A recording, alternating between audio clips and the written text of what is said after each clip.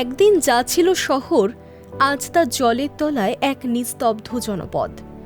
মাঝে অতিক্রান্ত হয়েছে ২৪০০ বছর। তুরস্কের ডিকলে বাঁধের কাছে অবস্থিত জলাধারের নিচে হারিয়ে যাওয়া সেই শহর দেখে তাক লাগল গবেষকদের। সম্প্রতি ডিকলে বিশ্ববিদ্যালয়ের এক গবেষণাপত্রে উল্লেখিত হয়েছে এই আশ্চর্য আবিষ্কারের কথা। জানা যাচ্ছে, জলের তলায় কবর, ধর্মস্থান এবং ধর্মীয় স্কুল সব মিলিয়ে ৭৮টি নির্মাণকে দিব্যি দেখা যাচ্ছে। তুরস্কের দক্ষিণ পূর্ব প্রান্তে অবস্থিত এই জলাধারটি তৈরি হয়েছিল গত শতকের ৯-এর দশকে। সেই সময় ডিকলে বাঁধও নির্মিত হয়। এরপরও ৩ দশক জলের তলায় সকলের দৃষ্টির অগোচরেই ছিল ওই নির্মাণগুলি। তবে সম্প্রতি বাঁধের একটি গেটে প্রযুক্তিগত সমস্যা দেখা গেলে জলস্তর কিছুটা কমে যায়, আর এরপরই দৃশ্যমান হয় সেই শহর। ডিকলে বিশ্ববিদ্যালয়ের এক গবেষক জানাচ্ছেন, আমাদের দলের তোলা ছবিগুলোতেই তো বটেই, কিংবা যখন জলস্তর নিচে নেমে যায় তখন আমরা দেখতে পাই এই ঐতিহাসিক নির্মাণগুলি এখনও অখণ্ড অবস্থায় অক্ষতভাবেই দাঁড়িয়ে রয়েছে। তিনি আরও জানিয়েছেন যে ৭৮টি বাড়ি জলের তলায় দাঁড়িয়ে থাকতে দেখা গিয়েছে, তা থেকে বোঝা যাচ্ছে এখানে বেশ ভালো জনসমষ্টিরই বাস ছিল। কাছেই টাইগ্রিস নদী এবং পার্শ্ববর্তী কৃষিজ জমি দেখে অনুমান করা যায় এই শহরের মানুষেরও প্রধান জীবিকা ছিল কৃষি। পাশাপাশি এখানে মসজিদ, মাদ্রাসাও দেখা গিয়েছে, রয়েছে বহু কবরও। সব মিলিয়ে বধিষ্ণু শহরের চিহ্ন একেবারেই সুস্পষ্ট। বলে রাখা ভালো, এজিলজেরা বরাবরই প্রাচীন সভ্যতার ধারক ও বাহক হিসেবেই পরিচিত। খ্রিস্টপূর্বাব্দ ৫ম শতাব্দীতে ছিল এই শহর, যা এই অঞ্চলের অন্যান্য সভ্যতার তুলনায় নবীনী।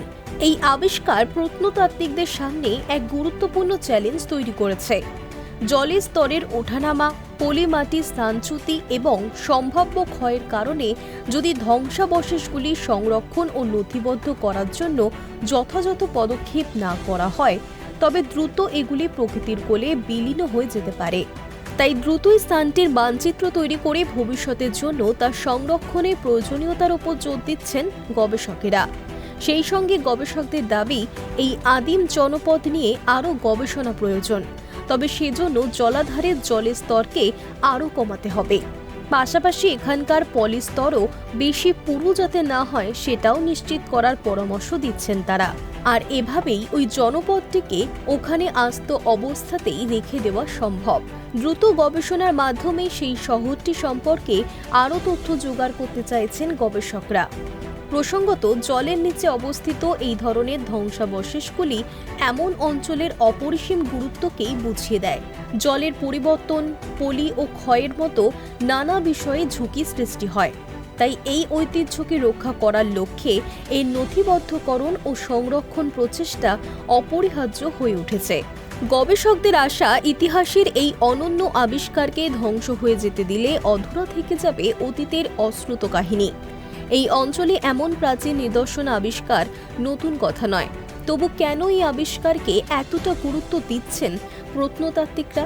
আসলে জুলিও পলিসের মতো প্রাচীন শহরের নিদর্শন সময়ের দংশনে আজ জীর্ণ, কিন্তু এই শহরে অবস্থিত বাড়িঘর, ধর্মীয় স্থানগুলির আকার অনেকটাই অবিকৃত, যা থেকে এখানকার স্থাপত্য ইত্যাদি বিষয়ে আরও সম্যক ধারণা করা সম্ভব হচ্ছে। আবিষ্কৃত নিদর্শনগুলি থেকে পরিষ্কার, এই জনপদ কোনো ছোটখাটো গ্রাম বা সামান্য বসতি মাত্র ছিল না। রীতিমতো পূর্ণাঙ্গ ও সক্রিয় এক শহর, যার ভিতরে ছিল ধর্মীয় নির্মাণ ও বিপুল সংখ্যক বসতবাড়ি। গবেষকরা এখানকার বাড়িঘরগুলির পারস্পরিক অবস্থান ও বিন্যাসকে ঠিক যে অবস্থায় আবিষ্কৃত হয়েছে সেই মূল স্থানে রেখেই বিশ্লেষণ করার সুযোগ পাচ্ছেন, যা তাদের কাছে এক অত্যন্ত রোমাঞ্চকর ও অনন্য অভিজ্ঞতা। আমাদের প্রিয় কলকাতাও হয়তো একদিন এভাবেই জলের তলায় বিলীন হয়ে যাবে, যেমন কল্পনা বিভূতিভূষণ বন্দ্যোপাধ্যায়ের ডায়েরিতে রয়েছে। হয়তো সেদিনও জলের তলায় হারিয়ে যাওয়া কলকাতার নিদর্শন সেদিনের গবেষকদের জানিয়ে দেবে কল্লোলিনী এক তিলোত্তমার কথা। ঠিক যেমন টাইগ্রিসের তলায় বিলীন হয়ে যাওয়া এই শহর শোনাচ্ছে তার ফেলে আসা সময়ের গল্প, যে গল্প কান পেতে শুনছেন গবেষকরা। Hi news network.